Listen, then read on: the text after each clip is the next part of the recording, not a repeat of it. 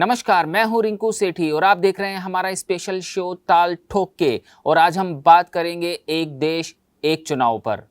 लोकसभा और राज्यों की विधानसभाओं के चुनाव एक साथ कराए जाने के मसले पर लंबे समय से बहस चल रही है। प्रधानमंत्री नरेंद्र मोदी ने भी इस विचार का समर्थन कर इसे आगे बढ़ाया है। आपको बता दें कि इस मसले पर चुनाव आयोग, नीति आयोग, विधि आयोग और संविधान समीक्षा आयोग भी विचार कर चुके हैं। अभी हाल ही में विधि आयोग ने देश में एक साथ चुनाव कराए जाने के मुद्दे पर विभिन्न राजनीतिक दलों, क्षेत्रीय पार्टियों और प्रशासनिक अधिकारियों की राय जानने के लिए 3 दिवसीय कॉन्फ्रेंस का आयोजन किया था। इस कॉन्फ्रेंस में कुछ राजनीतिक दलों ने इस विचार से सहमति जताई, जबकि ज्यादातर राजनीतिक दलों ने इसका विरोध किया। जाहिर है कि जब तक इस विचार पर आम राय नहीं बनती, तब तक इसे धरातल पर उतारना संभव नहीं होगा। एक देश एक चुनाव के पक्ष में कहा जाता है कि यह विकासोन्मुखी विचार है। जाहिर है, लगातार चुनावों के कारण देश में बार बार आदर्श आचार संहिता लागू करनी पड़ती है। इसकी वजह से सरकार आवश्यक नीतिगत निर्णय नहीं ले पाती और विभिन्न योजनाओं को लागू करते समय समस्या आती है। इसके कारण विकास कार्य प्रभावित होते हैं। एक देश एक चुनाव के पक्ष में दूसरा तर्क यह है कि इससे बार बार चुनाव में होने वाले भारी खर्च में कमी आएगी। गौरतलब है कि बार बार चुनाव होते रहने से सरकारी खजाने पर अतिरिक्त आर्थिक बोझ भी पड़ता है। चुनाव पर होने वाले खर्च में लगातार हो रही वृद्धि इस बात का सबूत है कि यह देश की आर्थिक सेहत के लिए भी ठीक नहीं है। एक देश एक चुनाव के पक्ष में दिए जाने वाले तीसरे तर्क में कहा जाता है कि इससे काले धन और भ्रष्टाचार पर रोक लगाने में मदद मिलेगी। यह किसी से भी छिपा नहीं है कि चुनावों के दौरान राजनीतिक दलों और प्रत्याशियों द्वारा काले धन का खुलकर इस्तेमाल किया जाता है। हालांकि देश में प्रत्याशियों द्वारा चुनावों में किए जाने वाले खर्च की सीमा निर्धारित की गई है, किंतु राजनीतिक दलों द्वारा किए जाने वाले खर्च की कोई सीमा निर्धारित नहीं की गई है। कुछ विश्लेषक यह मानते हैं कि लगातार चुनाव होते रहने से राजनेताओं और पार्टियों को सामाजिक समरसता भंग करने का भी मौका मिल जाता है, जिसकी वजह से अनावश्यक तनाव की परिस्थितियां भी पैदा हो जाती हैं। एक साथ चुनाव कराने से इस प्रकार की समस्या से निजात पाया जा सकता है। इसके पक्ष में चौथा तर्क यह है कि एक साथ चुनाव कराने से सरकारी कर्मचारियों और सुरक्षा बलों को बार बार चुनावी ड्यूटी पर लगाने की जरूरत नहीं पड़ेगी। इससे उनका समय भी बचेगा और वे अपने कर्तव्यों का पालन भी सही तरीके से कर पाएंगे। आपको बता दें कि हमारे यहाँ चुनाव कराने के लिए शिक्षकों और सरकारी नौकरी करने वाले कर्मचारियों की सेवाएं ली जाती है, जिससे उनका कार्य प्रभावित होता है। इतना ही नहीं, निर्बाध चुनाव कराने के लिए भारी संख्या में पुलिस और सुरक्षा बलों की मौजूदगी भी जरूरी होती है। एक देश एक चुनाव के विरोध में विशेषज्ञों का मानना है कि संविधान ने हमें संसदीय मॉडल प्रदान किया है, जिसके तहत लोकसभा और विधानसभाएं 5 वर्षों के लिए चुनी जाती है। लेकिन एक साथ चुनाव कराने के मुद्दे पर हमारा संविधान मौन है। संविधान में कई ऐसे प्रावधान हैं जो इस विचार के बिल्कुल विपरीत दिखाई देते हैं। मसलन अनुच्छेद 2 के तहत संसद द्वारा किसी नए राज्य को भारतीय संघ में शामिल किया जा सकता है और अनुच्छेद 3 के तहत संसद कोई नया राज्य बना सकती है, जहां अलग से चुनाव कराने पड़ सकते हैं। इसी प्रकार अनुच्छेद 85(2)(b) के अनुसार राष्ट्रपति लोकसभा और अनुच्छेद 174(2)(b) के अनुसार राज्यपाल विधानसभा को 5 वर्ष से पहले भी भंग कर सकते हैं।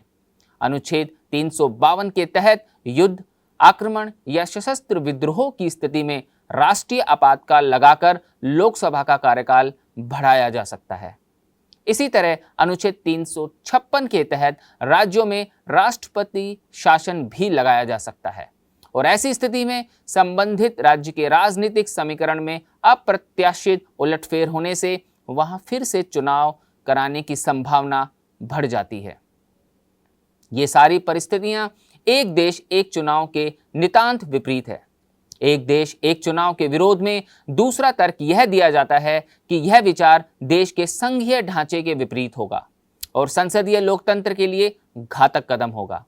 लोकसभा और राज्यों की विधानसभाओं का चुनाव एक साथ करवाने पर कुछ विधानसभाओं के मर्जी के खिलाफ उनके कार्यकाल को बढ़ाया या घटाया जाएगा, जिससे राज्यों की स्वतंत्रता, स्वायत्तता प्रभावित हो सकती है।